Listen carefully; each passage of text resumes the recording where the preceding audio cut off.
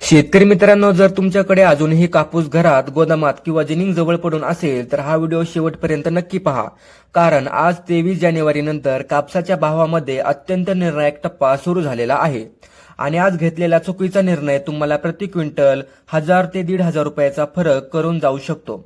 सध्या काही बाजारामध्ये कापसाचे दर 9000च्या आसपास थांबलेले दिसत आहेत, तर काही ठिकाणी भाव थकलेले आहेत. त्यामुळे आता शेतकऱ्यांच्या मनामध्ये एक प्रश्न आहे की आता कापूस विकायचं की अजून थांबायचं, आणि 10,000 रुपयाचा भाव खरंच शक्य आहे का, की ही फक्त सोशल मीडियावर फिरणारी अफवा आहे.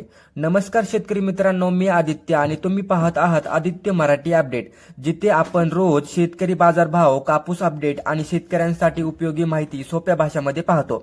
22 जानेवारी पासून पाहिलं तर महाराष्ट्रासह देशातील अनेक एपीएमसी बाजारात कापसाचे दर हे 8,300 ते 9,000 रुपयाच्या दरम्यान फिरताना दिसत आहेत.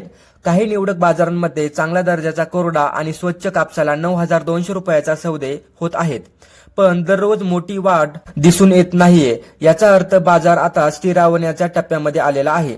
भाव वाढण्यामागे काही कारणं आहेत आणि भाव अडकण्यामागे काही ठोस कारणे आहेत. जानेवारीच्या शेवटपर्यंत अजूनही कापसाची आवक सुरू असल्यामुळे बाजारामध्ये दबाव आहे. जिनिंग, मिसलं आणि कापड उद्योजक सध्या गरजेपुरतीच खरेदी करत आहेत, मोठ्या प्रमाणात साठवणूक करत नाहीत. आणि आंतरराष्ट्रीय बाजारात सुद्धा कापसाचे दर फार वेगाने वाढताना दिसत नाहीयेत. आता सर्वात महत्वाचा प्रश्न म्हणजे 10,000 रुपयाचा भाव होईल का? तर मित्रांनो, स्पष्ट सांगायचं झालं तर सर्वच बाजारांमध्ये नाही, पण काही निवडक ठिकाणी आणि फक्त दर्जेदार कापसासाठी ही शक्यता नाकारता येत नाही. जर पुढील काही दिवसात आवक अचानक कमी झाली, जिनिंग मिसलांकडून खरेदी वाढली आणि कापूस पूर्णपणे कोरडा व स्वच्छ असेल तर फेब्रुवारीच्या पहिल्या किंवा दुसऱ्या आठवड्यामध्ये काही बाजारांमध्ये 9,500 ते 10,000 रुपये भाव मिळू शकतो. पण हे पूर्णपणे जोखमीचं गणित आहे. त्यामुळे विक्रीचा निर्णय सगळ्यांसाठी एकसारखा नसून जर तुम्ही कर्जात असाल किंवा पैशाची गरज असेल तर सगळा कापूस थांबवण्यापेक्षा आत्ताच टप्प्याटप्प्याने विक्री करणं योग्य ठरेल. जर तुमच्याकडे कापूस सुरक्षित ठेवण्यासाठी सोय असेल आणि आर्थिक अडचण नसेल तर थोडा माल ठेवून दर आठवड्याला बाजारभाव तपासू शकता. पण जर कापूस ओलसर असेल किंवा दर्जा कमी असलेला तर उशीर न करता विक्री करणं जास्त फायदेशीर ठरेल.